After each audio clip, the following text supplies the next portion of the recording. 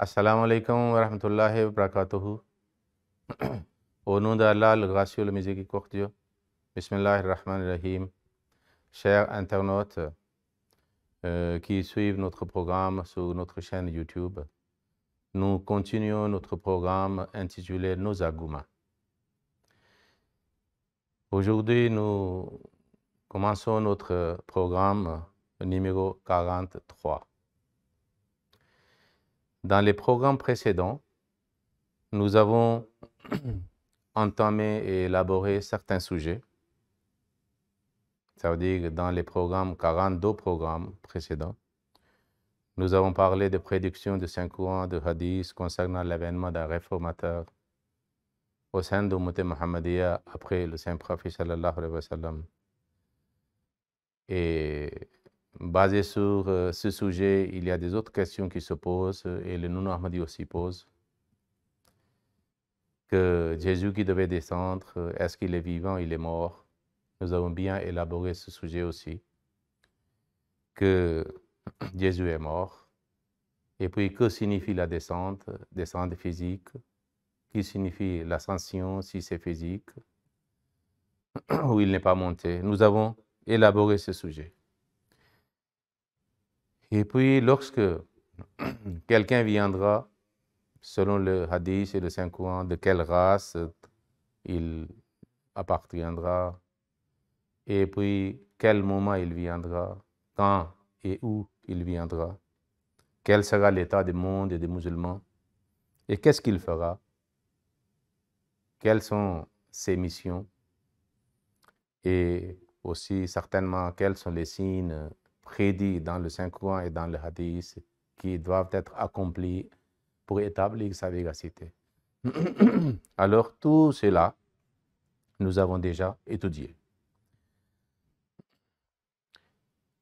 Mais à son arrivée, même si quelqu'un dit que tout ce que vous avez expliqué, présenté, c'est vrai, basé sur le Coran et le hadith et la logique, et nous comprenons cela. Mais à son arrivée, il y a une autre question qui se pose. Sera-t-il un prophète? Est-ce que Dieu parle-t-il toujours? Cela dit qu'après le Saint-Prophète sallallahu alayhi wa sallam, est-ce que si un réformateur vient, il peut être un prophète? Et puis, est-ce qu'après la révélation du Saint-Coran et après le décès du Saint-Prophète sallallahu alayhi wa sallam, Dieu continue à parler aux autres musulmans, aux autres suivants du Saint-Prophète sallallahu alayhi wa sallam ou non? Cette question est très importante et nous devons répondre à cette question selon le Saint-Coran, selon le hadith. Okay? Et aujourd'hui, dans notre programme numéro 43, nous commençons ce sujet. Ce sujet peut être deux parties. Une partie que si Dieu parle ou non, et quelles sont des références de Saint-Coran et de hadith, que Dieu parle, et parce que nous disons que Dieu continue à parler, donc nous allons présenter ces arguments. Et deuxième partie est la signification de Khatm an-Nabuwwat, que le Saint-Prophète sallallahu alayhi wa sallam a été accordé une distinction de Khatam an-Nabiyyin. Et que signifie cela? Parce que les non-Ahmadis pensent qu'après le Saint-Prophète, Dieu ne parle plus, c'est-à-dire de façon catégorique, et le Saint-Prophète sallallahu alayhi wa sallam étant Khatam an-Nabiyyin, le dernier des prophètes, aucun prophète ne vient après lui. Alors, ainsi nous allons parler qu'est-ce que les non-Ahmadis disent, qu'est-ce que les Ahmadis disent, et quelle est, c'est-à-dire la conséquence ou les conséquences de cette croyance que Dieu ne parle pas. Nous allons voir aussi si la révélation divine est une bénédiction ou malédiction. Si un peuple est privé, quelles sont les malédictions? Si un peuple est octroyé et récipiendaire de cette révélation, alors quelles sont les bénédictions?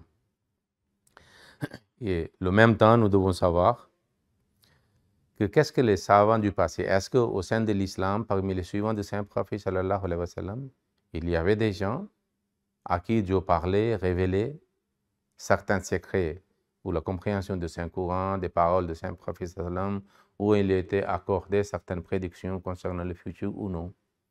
Est-ce que tout cela existe dans les ouvrages islamiques écrits par les savants musulmans du passé? Donc, nous allons, c'est-à-dire présenter ces deux aspects dans, c'est-à-dire les programmes à l'avenir. Tout d'abord, cela signifie qu'avant le sujet de Khatam al-Nabiyyin ou pas de prophète après le saint prophète, nous allons commencer à découvrir de Saint-Coran et de Hadith, si Dieu continue à parler, si Dieu parle ou non. Révélation divine est une bénédiction ou malédiction. Donc ce sujet est très important parce que sur ce sujet est la base de l'apostolat, de le prophétat, de la prophétie. Que quelqu'un peut être le prophète ou non. Parce que si, selon le Saint-Coran et le Hadith, et la logique, Dieu a cessé de parler, il n'y a aucune possibilité que quelqu'un devienne un prophète, après le Saint-Prophète. Donc, après cette introduction du programme d'aujourd'hui, numéro 43, nous allons feuilleter, étudier le Saint-Coran et chercher les versets si il y a certains versets qui parlent de ce sujet que Dieu parle. Et comment Dieu parle? Quelles sont les façons que Dieu parle? Et les anges qui sont les agents ou intermédiaires entre l'homme et Dieu, s'ils descendent ou non, et lorsqu'ils descendent, quel message ils amènent de la part de leur Dieu pour les croyants fidèles. Donc nous allons commencer, c'est-à-dire à parler de ce sujet. Mais un point est très pertinent, que dans le Saint-Coran, nous trouvons pour la révélation divine certains vocabulaires. Nous devons savoir cela. Par exemple, le mot ilham est utilisé dans le Saint-Coran. Comme Allah dit dans le Saint-Coran, wa alhamaha fujuraha wa taqwaha. C'est-à-dire qu'il a révélé l'aspect de vice et l'aspect de vertu à l'être humain, à sa nature. Et puis Dieu a utilisé un autre mot pour la révélation, wahi, awha rabbuka. Dans le surat An-Nahl, c'est awha rabbuka ila an-Nahl. Donc le mot ilham est utilisé pour la révélation et dans la langue arabe, et le mot wahi est aussi utilisé dans la langue arabe. Et ces mots ont différentes connotations, c'est-à-dire informer quelqu'un, parler quelqu'un, ou faire, c'est-à-dire une allusion quelqu'un à quelqu'un, c'est-à-dire par les mots, ou des fois les mots sont faits couler par Dieu sur la langue de quelqu'un, où Dieu a mis certaines paroles, certaines réalités, c'est-à-dire dans le cœur de quelqu'un. Ce sont des significations de ces deux mots, ilham et wahi. À part cela, nous trouvons le mot kalamullah, la parole d'Allah. Et puis, nuzul malaika, la descente des anges. Et puis, nous trouvons nuzul kitab aussi.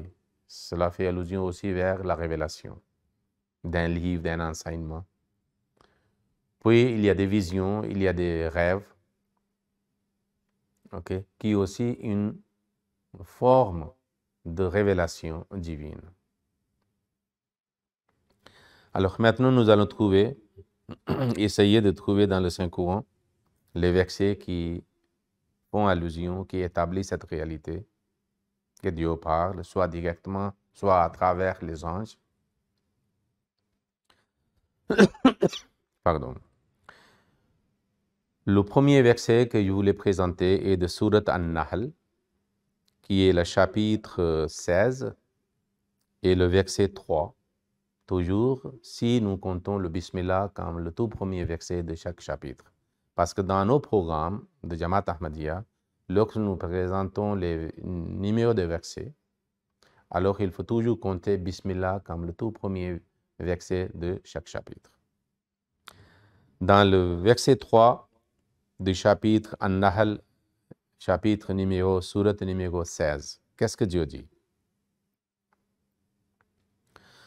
Yunazzilul malaikata birruhi min amrihi ala man yasha'u min ibadihi an anziru annahu la ilaha illa ana fattakoun. Dieu dit yunazzilul malaikata. Il dit que il, ça veut dire que Dieu, Allah, fait descendre les anges, birruhi, avec la révélation, min amrihi, selon son commandement, ala man yasha'u, sur qui il veut, min ibadihi, de parmi ses serviteurs. Donc, sa révélation est faite, le mot commandement est utilisé,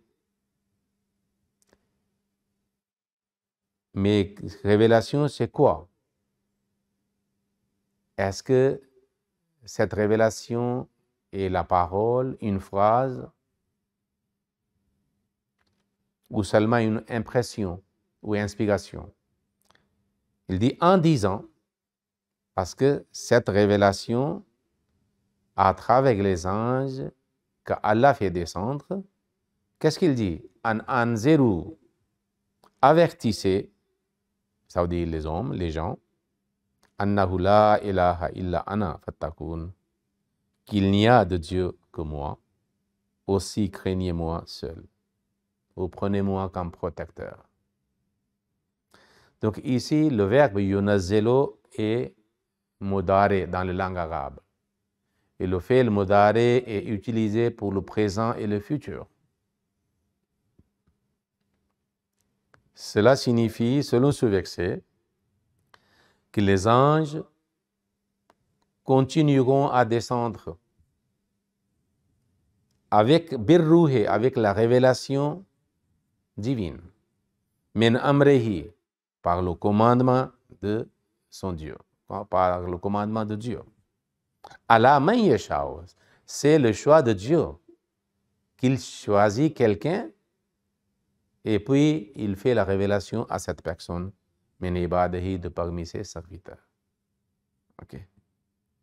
Et puis, un exemple a été donné, la révélation, quelle est la continue de cette révélation qui avertissait les gens.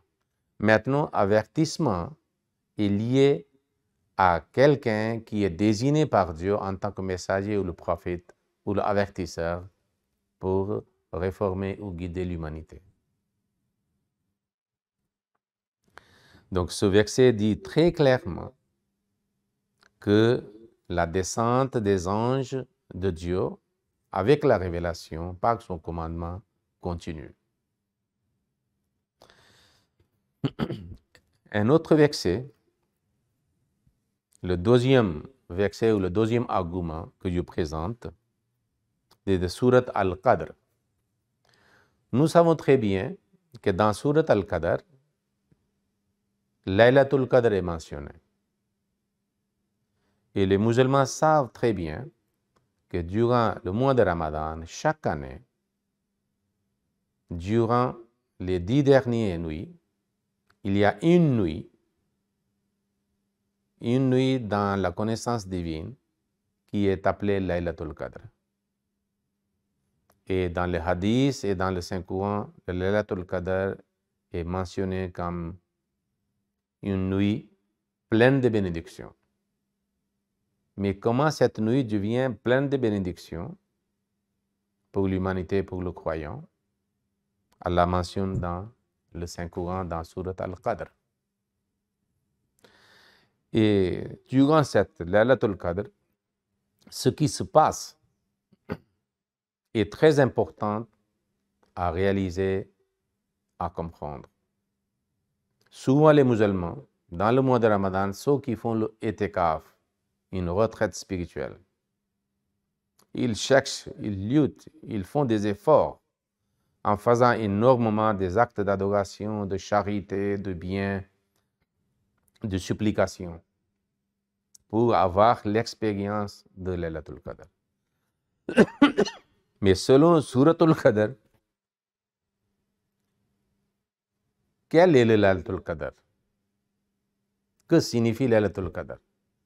Quand une nuit de Ramadan ou 10 dernières nuits de Ramadan cette nuit devient Laylatul Qadr. Les musulmans, souvent, ils ignorent cette réalité. Allah dit, Inna anzalnahu fi laylatul qadr. Nous l'avons fait descendre pendant la nuit de Al-Qadr. Donc, pendant la nuit de Laylatul Qadr. Qu'est-ce qu'Allah fait descendre dans Laylatul Qadr? On dit le Coran et le Saint-Prophète. Donc, Laylatul Qadr, si nous cherchons, cela signifie que dans Laylatul Qadr, il y a l'avènement d'un prophète où il y a la possibilité de révélation. Puis il dit, Vama adraka ma Laylatul Qadr. Ok. Puis Laylatul Qadr khayrun min alfi shahr. Qu'est-ce qui te fera savoir ce qu'est la nuit de Al-Qadr? La nuit d'Al-Qadr vaut mieux que 1000 mois. Pourquoi de 1000 mois? Parce que c'est la nuit, c'est le moment où il y a la révélation. C'est la révélation de Dieu. À l'époque de Saint-Prophète, c'était le Saint-Coran. Mais comment une nuit peut être Laylatul Qadr sans révélation divine? S'il n'y a pas la révélation divine, ça veut dire qu'il n'a pas eu le Laylatul Qadr. Et cette nuit ne peut être mieux que 1000 mois. C'est-à-dire la grâce, cette révélation divine, qu'Allah parle à ses êtres humains de différentes manières. C'est ce moment où cette nuit devient Laylatul Qadr vaut mieux que 1000 mois, vaut mieux que la vie entière de l'homme. Et puis, ce n'est pas seulement que c'est moi qui dis cela. Allah dit dans le verset suivant, qu'est-ce qui se passe dans Laylatul Qadr? Il dit, Tanazzalul malaikatu, les anges descendent var ruhu. Ruh signifie esprit et ruh signifie la révélation. Parce que concernant Adam ou l'homme, lorsqu'il a eu la capacité de recevoir la révélation divine et de le comprendre, Allah mentionne cela, فَنَفَخْنَا فِيهِ مِنْ رُوحِهِ. Ici, ruh signifie la révélation par le commandement de Dieu.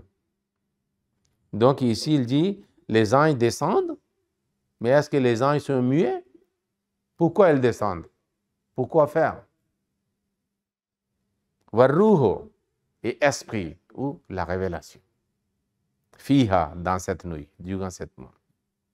Be'izne rabbihim, par le commandement de leur Seigneur. Par le commandement de leur Seigneur, le Seigneur de ceux qui cherchent à avoir le Laylatul Qadr, qui sont les croyants. Min kulli amrin, concernant chaque chose. Et puis, message, c'est quel message que les anges amènent? Et pour chaque affaire, il dit Salamun, la paix. Donc, il amène tranquillité, la sérénité, la paix pour ces gens-là qui ont l'expérience d'avoir le Laylatul Qadr. Il y a des messages de salutation, de paix, de sérénité, de sécurité et de tranquillité et de la satisfaction de la part de Dieu, de leur Seigneur, à travers les anges. Et le Saint-Esprit, on peut dire aussi le Saint-Esprit, ça veut dire le Jibril alayhi salam, Ruhul Qudus, et qui est responsable de révélation divine aux êtres humains. Hiya hatta matla'il fajr. Donc, la Suratul Qadr mentionne que la descente des anges et la révélation et de Saint-Esprit et de Ruhul Qudus continue. C'est aux croyants de mériter à travers leur dévouement, leur sincérité, leur fidélité à Dieu, leur soumission à Dieu, à son messager, que Allah ait pitié d'eux, grâce, par sa grâce, il fait la révélation et les anges descendent pour eux. Et c'est ça que le vrai Laylatul Qadr. Donc, les anges continuent à descendre, la révélation est perpétuelle et continue à avoir. Et Allah envoie continuellement la révélation. Et ses serviteurs bien-aimés continuent à recevoir la révélation. Particulièrement dans le mois de Ramadan et le 10 dernier et dans le Laylatul Qadr de Ramadan.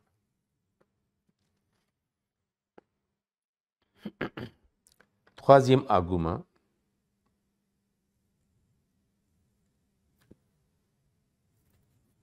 et le troisième verset, c'est de sourate Hamim Sajda, chapitre 41, et le verset 31 et 32.